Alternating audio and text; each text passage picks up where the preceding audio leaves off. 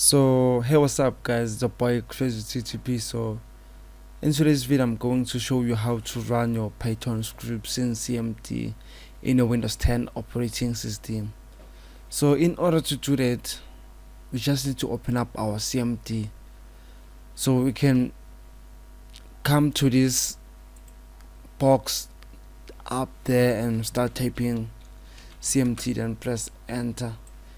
Then it will open your CMD in this folder. So guys, one thing to keep in mind is you just need to make sure that if you want to run this Python script, just be on the directory that you want to.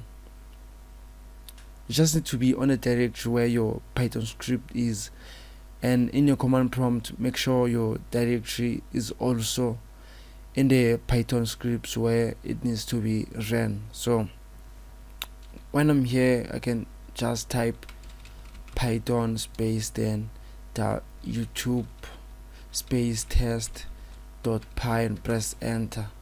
You see it says Python can't open file YouTube, error number 2, no such file directory. So the problem is, if you are going to use if your name actually contains a space in it, you just need to wrap this using 2 double quotes or single quotes, then press enter. Then this Python YouTube test.py will be ran. As it is now, it says I'm from Python. Or you can also say, let's delete this Python here, you can also say YouTube test.py only, then press enter. It will also say I'm from Python.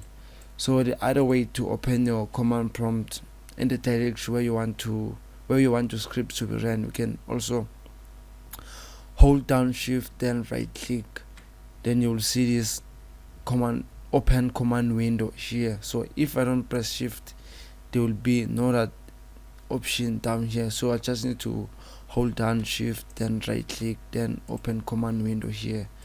Then I'll be also in this age. Then I'll also type Python space, then let me hit tab.